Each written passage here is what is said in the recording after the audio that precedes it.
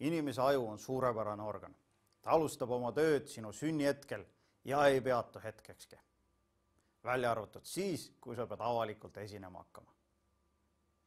Tere, mina olen Janek, kodulehe avalikeesinemine.net autor ja avaliku esinemise koolitaja. Räägin sulle praegu lühidalt, mis sind minu kursustel ees ootab ja millist kasu sa minu kursustelt eelkõige saada võid. Esimene asi, mis ma sulle tahan edasi oma kursusel anda, on see, et millised on avaliku esinemise üldised alused.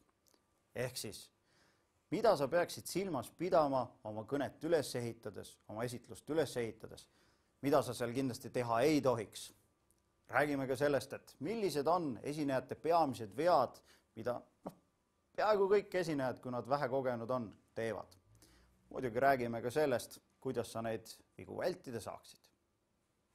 Teine eesmärk, mis mul kursusele seatud on järgmine.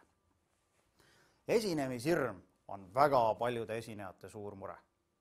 Võiks isegi öelda, et pea kõik maailma inimesed suuremal või vähemal määral kardavad avalikku esinemist. Mina ka kardan. Iga kord enne uue kursuse algust ma tunnen seest, et ei ole kõige parem tunne.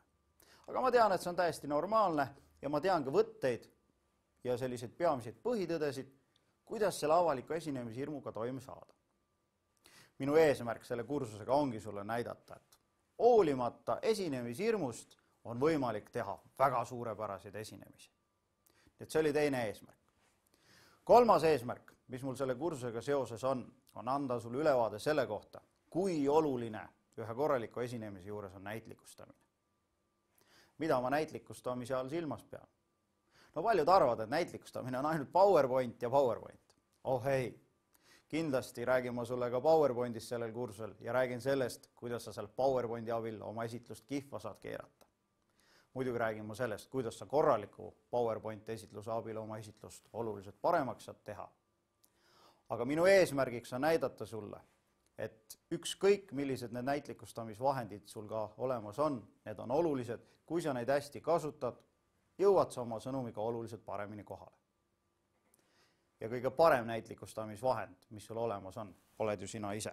Kõik, mida sa teed, kõik, mida sa siin ees räägid, kuidas sa seda teed, sellel on oluline mõju sinu sõnumile.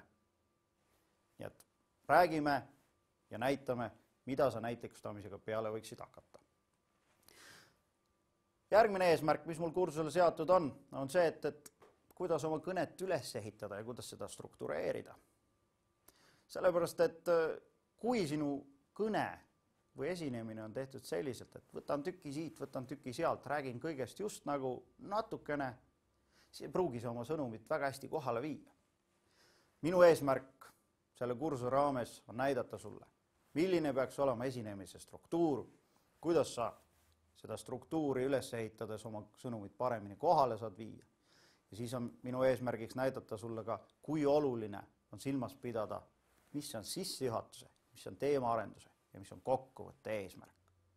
Kui sa neid kõiki põhitõdesid tead, oskad sa oma esinemist oluliselt paremini edasi anda.